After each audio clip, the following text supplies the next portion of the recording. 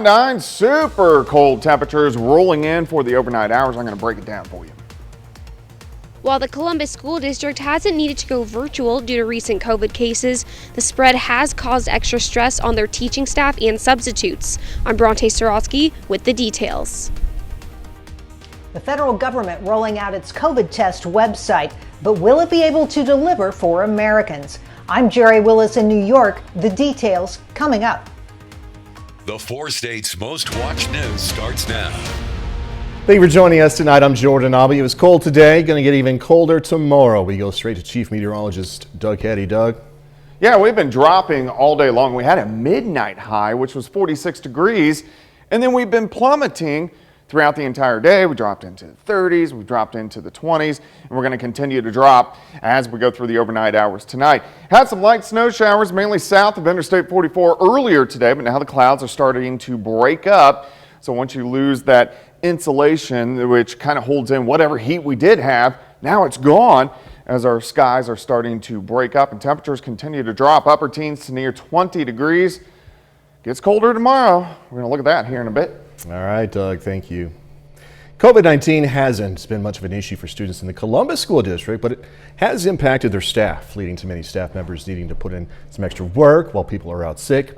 KOM's Bronte Sorotsky tells us what it's like for educators in that district amid the current spread of COVID-19. Rising COVID cases in the community have caused Columbus Superintendent Brian Smith to become a triple threat: superintendent, principal, and substitute teacher. It gets pretty serious when the superintendent has to substitute, but I've had to do that, and I've enjoyed it too. Smith says the need to fill in really picked up last week. We had staff start calling in, but our people have been amazing, and they've stepped up and they've filled whatever voids we've had, and we've been able to keep school going. While the district hasn't had many issues with students becoming sick, the current spread of COVID has affected their teaching staff, even their substitutes. We've had course staff that came down with it, or some of our substitutes actually have come down with it. We've had several who just got back from having go through the protocols of COVID, but they've come back in sub for us.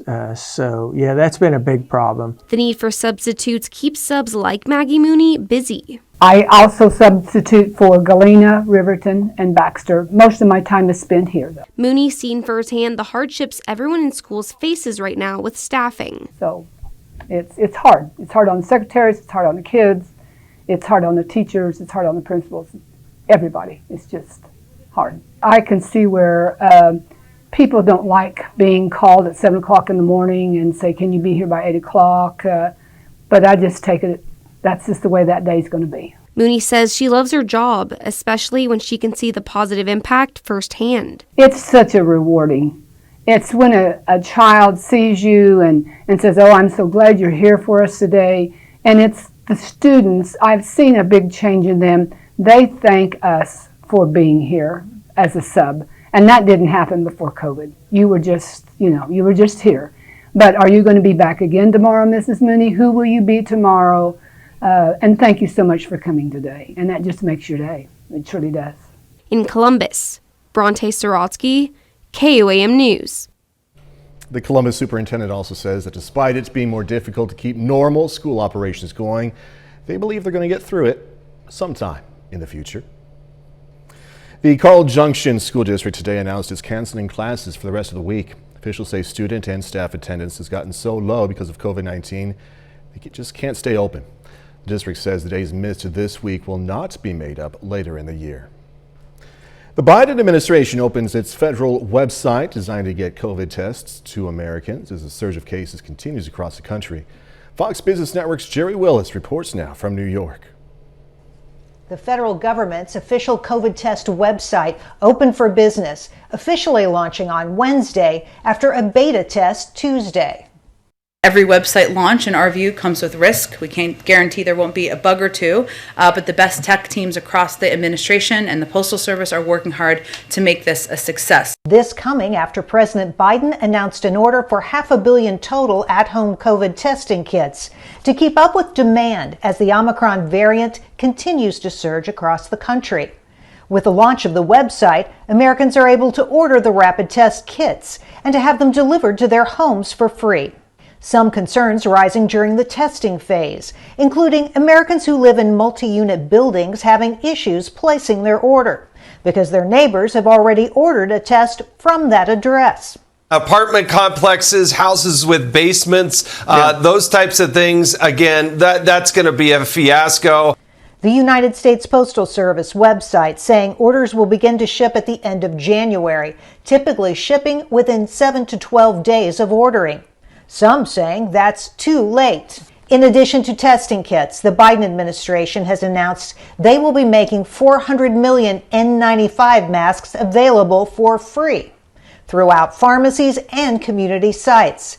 This in order to offer Americans easier access to medical-grade masks as COVID infections continue to spike.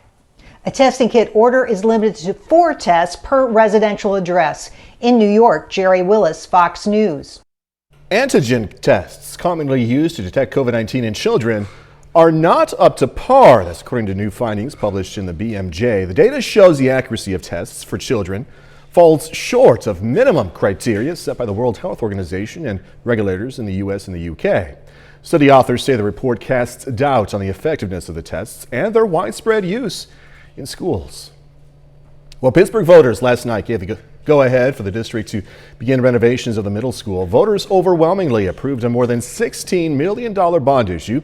It's going to add a modern science lab to the school, increase space for a growing student body, and a lot more. So now the bond is passed, what's next for the school district? Going to help us to move into the future by allowing us a space to grow because of our ever-growing student population, and also our educational needs that we have. And it's very important that we are taking care of a historic building. Renovation is going to include all 4 floors of the 1921 section of the building. The Carthage School Board takes the next step aimed at getting a new performing arts center on the high school campus. The board has approved the language for an $18 million school bond proposal to fund the project. The proposal would extend the current tax levy. Voters are going to decide the issue on April 5th. President Biden marking his first 12 months in office with a news conference. Fox News correspondent Madeline Rivera is in D.C. with more on what the president had to say. As President Biden ushers in his second year in office, he acknowledges more work has to be done. I've long said it's never been a good bet to bet against the American people or America. I believe that more than ever today.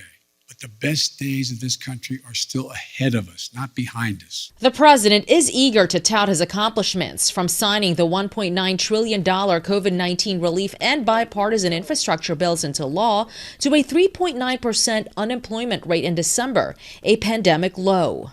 We created 6 million new jobs, more jobs in 1 year than any time before. But inflation and raging COVID cases from the Omicron variant have shaken Americans' confidence in the president's leadership. A Gallup poll shows an average of 48.9% Americans approved of his performance in his first year, one of the lowest among modern presidencies, only ranking higher than former President Trump. President Biden promised to deliver a national plan to get the virus under control, but recently he admitted there is no federal solution. And despite campaigning to bring transformative change, the president's ambitious social spending agenda and voting rights measures appear stalled in Congress. Senators Joe Manchin and Kyrsten Sinema unwilling to change the filibuster rules, stirring unrest among Democrats. I'm not asking for castles in the sky. I'm asking for practical things the American people have been asking for a long time. The president is also eyeing this year's midterm elections, just 10 months away, and helping Democrats maintain control of the House and the Senate. In Washington, Madeline Rivera, Fox News. KOM News at 9 and Fox 14 takes this time now to honor another 4-state hero. Raymond Wegner served in the U.S. Marines from 1977 to 81. Native of Pittsburgh, Wegner was stationed in Turkey, Spain, and Okinawa. We are proud to thank and salute Lance Corporal Raymond Wegner. He's tonight's 4-state hero. Doug Heddy's next with a complete look at the forecast. A bit later, a former local basketball standout finds early success as a head coach. Going to have the story in sports. Ticks.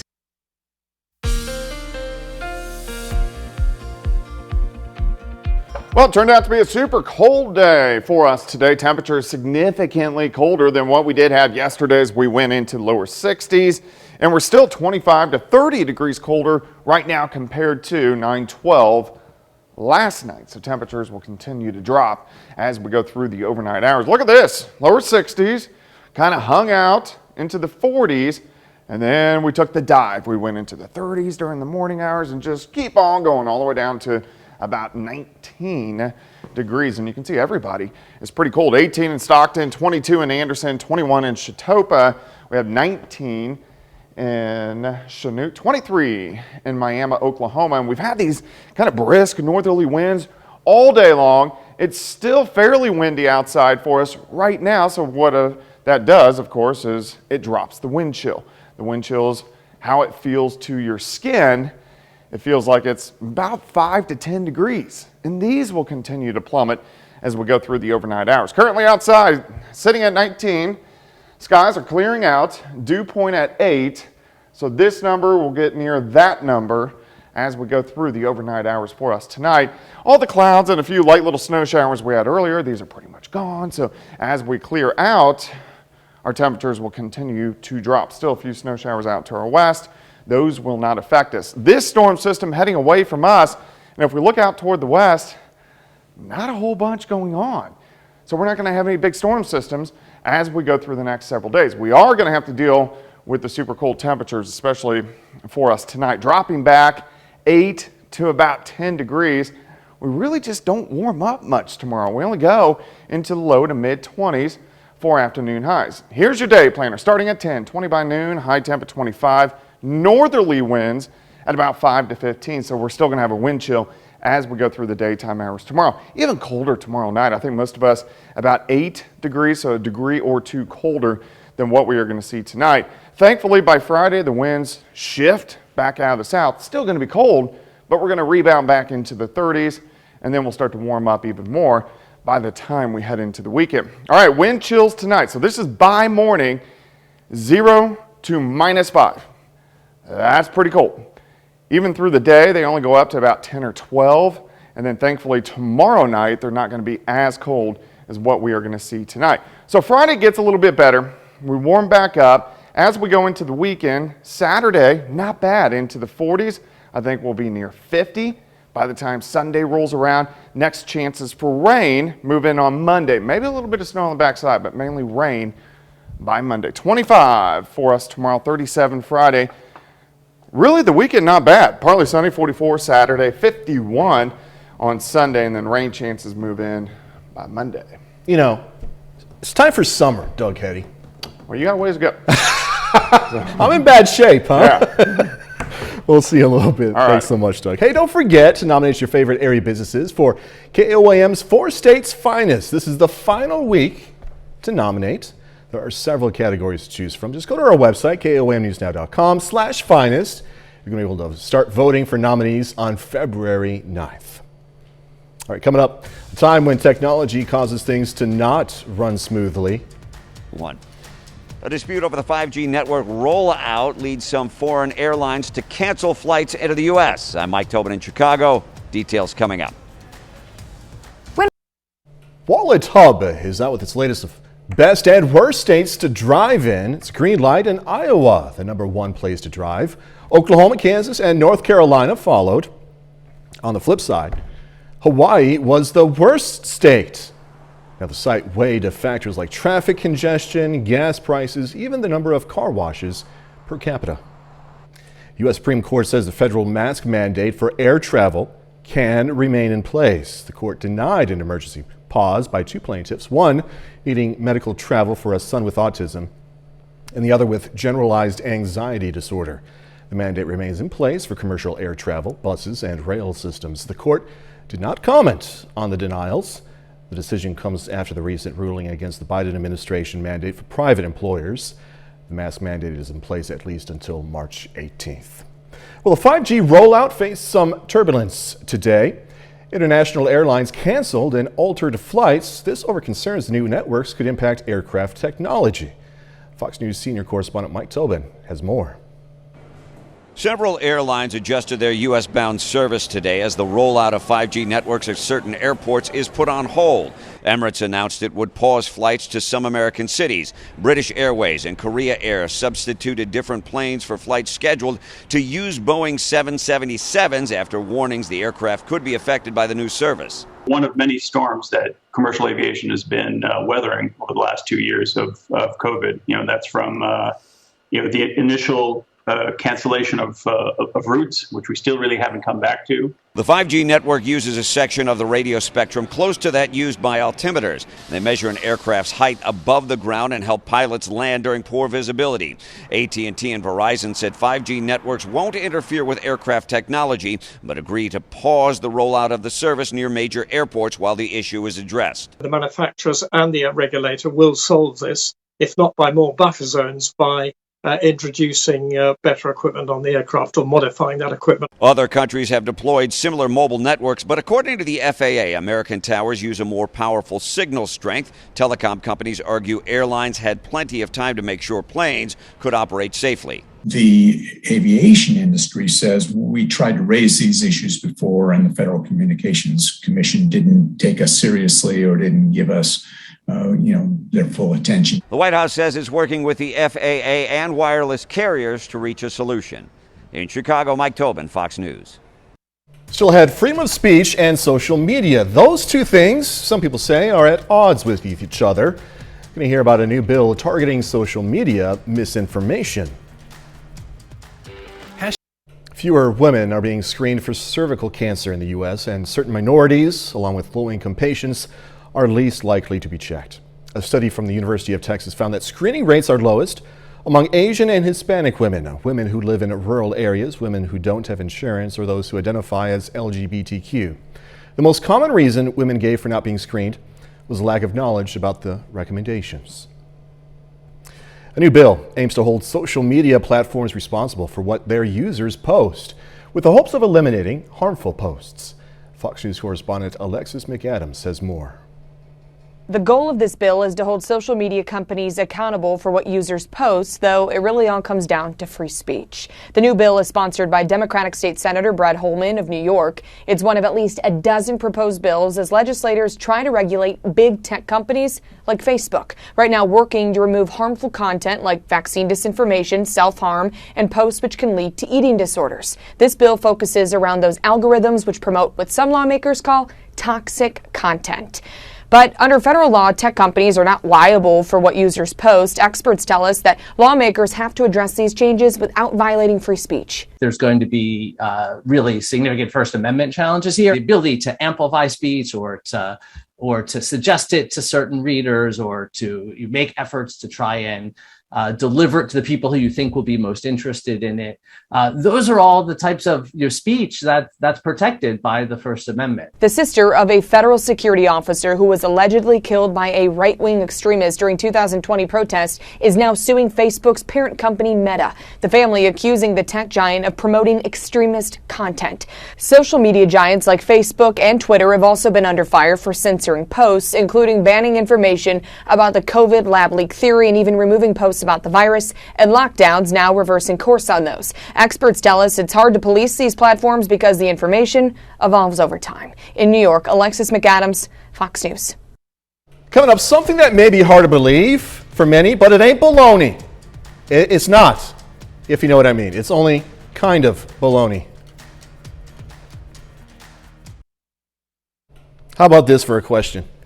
If you ever wanted to mix lunch meat with your beauty routine, well, Oscar Mayer has you covered. The company is making a skincare mask that resembles a slice of bologna. It's not actually bologna. Instead, it's made with witch hazel, botanicals, and seaweed-derived ingredients. Oscar Mayer admits the limited edition mask is a cheeky attempt to, quote, playfully subvert the beauty category. By the way, you can get one on Amazon for $5 while supplies last. They're on Amazon. And no, just in case if you're wondering, you got to spell this out, the masks that are in this story, anyway, are not edible. You have to really like bologna, I think, to get that. People in the studio here do. Really like bologna. I don't. Still interesting, though. All right, 30 more minutes, news, weather, and sports coming away. Democrats in the Senate take another shot passing voting rights legislation. Plus, while you might be seeing more teenagers driving semi-trucks crossing state lines. The Senate moves on voting reform legislation. This is President Biden nears 1 year in office. Fox News correspondent Madeline Rivera has more again from D.C. The motion is not agreed to. Even before Senate Majority Leader Chuck Schumer could call for a procedural vote on election reform or changing the filibuster, Senator Joe Manchin sealed the fate of both, saying he is a definitive no on lowering the voter threshold. Allowing one party to exert complete control in the Senate with only a simple majority will only pour fuel on the fire of political whiplash and dysfunction that is tearing this nation apart, and you don't have to look very far to see how we're tearing ourselves apart. Leader Schumer wants to lower the required vote to pass voting rights legislation with a simple majority. The move, which requires the support of all 50 Democrats, is an effort to override Republican opposition on the measures. These are good bills. These are effective bills, and they should be passed by this chamber as soon as possible. Republicans, meanwhile, are accusing Democrats of wanting to change Senate precedent for partisan political gain. If we're going to solve the issues in the Senate, we're going to have to actually work together. In a lengthy news conference, one day ahead of marking his first year in office, President Biden addressed the potential setback on an initiative he championed on the campaign trail. Still, the president says he's not giving up the fight to advance his agenda. I don't think I've overpromised at all, and I'm going to stay on this track. Voting rights are a key issue for Democrats ahead of this year's midterm elections. When asked if he thought the election would be fair without voting reforms, the president declined to say, but emphasized the need to make the case for legislation to the American people. In Washington, Madeline Rivera, Fox News. Federal government is now going to allow teenagers to drive big rigs across state lines. An apprenticeship program has been approved by Congress, allowing 18 to 20-year-olds truckers to drive outside of their home states. Presently, truckers who drive from state to state must be at least 21 years old. Now, the pilot program would screen teenagers, barring any with driving while impaired violations or traffic tickets that resulted in crashes. This is all, of course, coming as the U.S. looks for solutions to ease the ongoing supply chain backlogs. Tensions mounting at the Russia-Ukraine border, and while the Biden administration is working to broker a deal to prevent Russia from invading Ukraine, Russia is increasing troops along the border, prompting the White House to warn an attack is imminent. Fox News senior foreign affairs correspondent Greg Pelcott has more from Ukraine. A stark warning from the Biden administration. Russia could attack Ukraine with very short notice as both Washington and Moscow face off over Russia's military buildup on Ukraine's border. Secretary of State Antony Blinken is in Kiev midway through a week of diplomacy, following a meeting with Ukraine's president, America's top diplomat saying Russia has two options, diplomacy or confrontation, but urging Russia to stay out of Ukraine. We've offered two paths to Russia, a diplomatic path through dialogue to try to resolve these differences peacefully. The other path, if Russia decides to renew its aggression against Ukraine, is one of conflict and severe consequences. Moscow sending an unspecified number of troops to neighboring Belarus who have engaged in live fire exercises. That's in addition to more than 125,000 troops along Ukraine's border. Meanwhile, Ukraine blaming Russian hackers for a cyber attack on its government websites, indicating they're not close to a compromise. But the Biden administration maintains if Russia invades, there will be heavy financial sanctions. It is going to be a disaster for Russia if they further invade Ukraine, and that our allies and partners are ready to impose severe cost and significant harm on Russia and the Russian economy. With both the U.S. and Russia locked in a stalemate, Ukraine says it is prepared for whatever happens next. Critical talks between the U.S. and Russia set to take place on Friday. Secretary of State Blinken meeting Russian Foreign Minister Lavrov in Geneva. In Kiev, Ukraine, Greg Palcott, Fox News. A bit later, the future of VR. Cashing in on the metaverse hype, I'm Kelly O'Grady with Fox Business. Coming up, how companies are advancing towards a presence in the virtual world.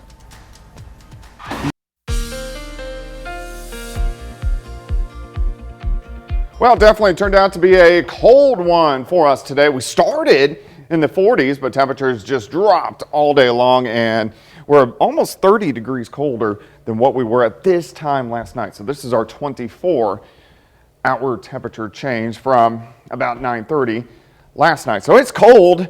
Temperatures tumbled through the day. We were in the 60s yesterday.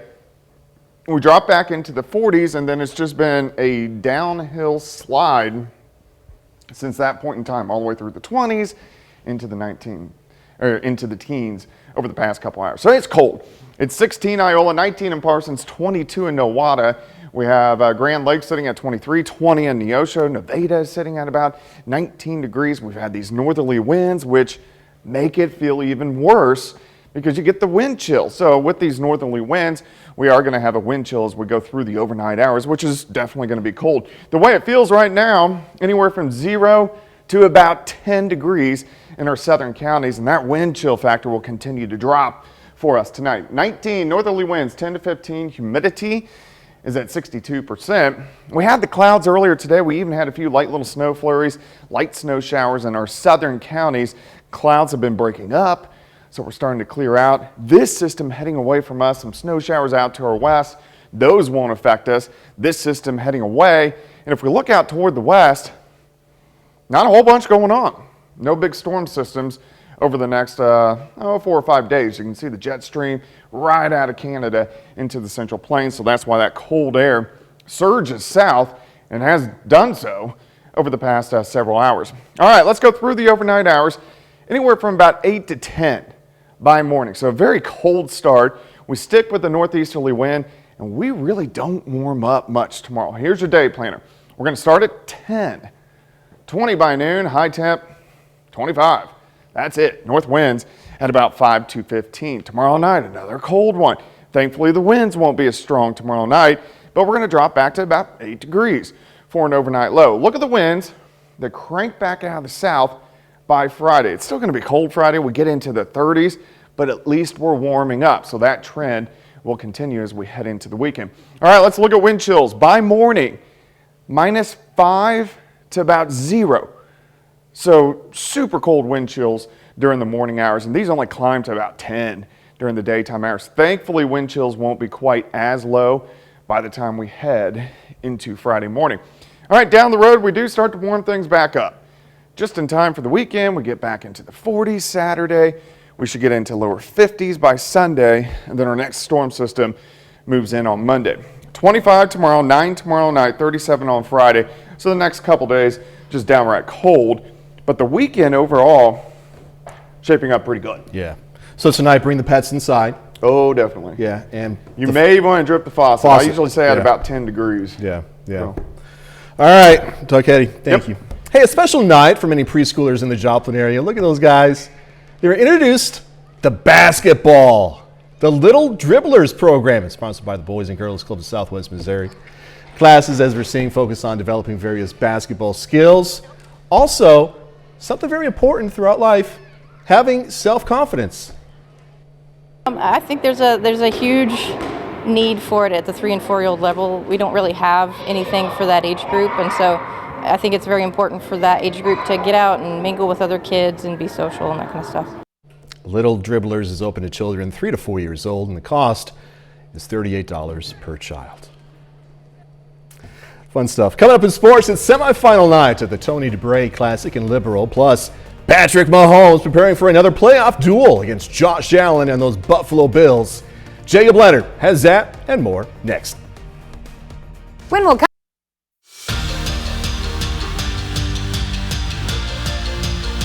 Tonight is semifinal night at the girls bracket at the Tony DeBray Classic in Liberal. The tournament host Bulldogs are in the Final Four, where they face the Colgan Panthers tonight. Now, Colgan is 7-0 to begin the season, currently ranked number 4 in the Kansas 2A state rankings. That one is final. Panthers win at 69-36 to move on to the tournament championship. Lily Brown leads Colgan with 19 points, including 8 in the fourth quarter. The other semifinal game, another interstate matchup with Galena taking on Pierce City. In that one, it's Kansas over Missouri again. Bulldogs win at 56-43. They'll face Colgan for the tournament title on Saturday. The St. Paul girls are off to a hot start this year, and by that, I mean they haven't lost, and they made it into the top 5 in the state rankings. And they're doing it all with a young first-year head coach and former Girard standout, Kaylee Augustine.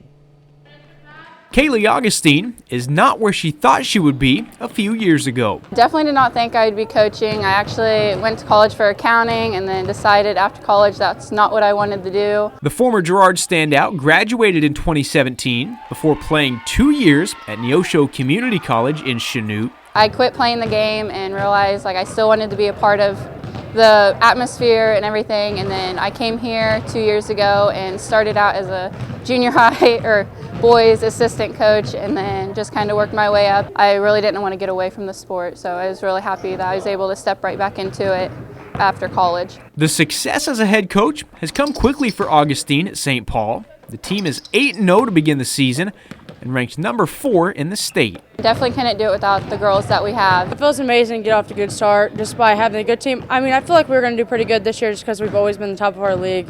And it really sets the tone. They've been playing together so long, and it just makes them really easy to coach. They're all coachable and work really well together and kind of know each other's moves. Some of her players actually watched her play just a few years ago and a few miles down the road. I've watched Girard play just because we heard of Coach Kaylee. I've went back and watched videos of her, and I've kind of stepped in her role, and I've tried to be just like she was. Augustine helped Girard win a state championship as a player in 2017. It's great to have her here because she knows how to do it, and I think she could take us there for sure. It's something Augustine is hoping to do as a coach now in St. Paul. That has always been one of the girls' goals, so that's definitely what we're looking forward to this year. I think it'd be awesome to return to the state tournament, make it farther than the first round.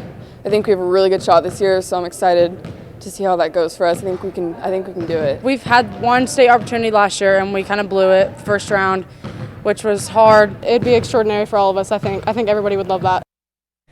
St. Paul is playing in the Mid-Season Classic at Yates Center High School this week. They'll face Cherryville in the tournament semifinals tomorrow night. The Kansas City Chiefs are just 4 days away from playing for a spot in the AFC Championship game. Chiefs host the Buffalo Bills on Sunday in the AFC Divisional Round, aiming to keep their Super Bowl hopes alive. Now, Sunday's meeting will be the second meeting of the season between Kansas City and Buffalo. The Bills beat the Chiefs in the regular season 38-20 back in October. Now, despite that, the Chiefs are still 2-point favorites this weekend. Either way, though, no doubt we get two of the most entertaining quarterbacks in the league in Patrick Mahomes and Josh Allen.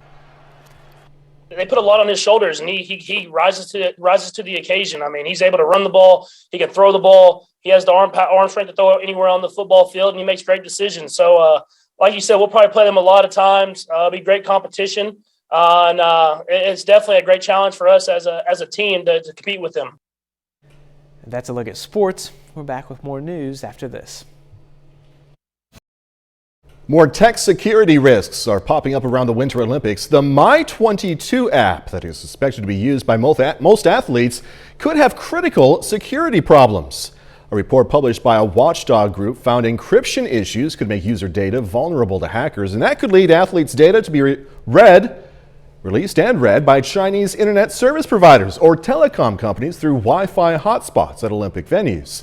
While the report says the app was mandatory for athletes, the IOC released a statement saying competitors are not required to download that app. It's not just Facebook.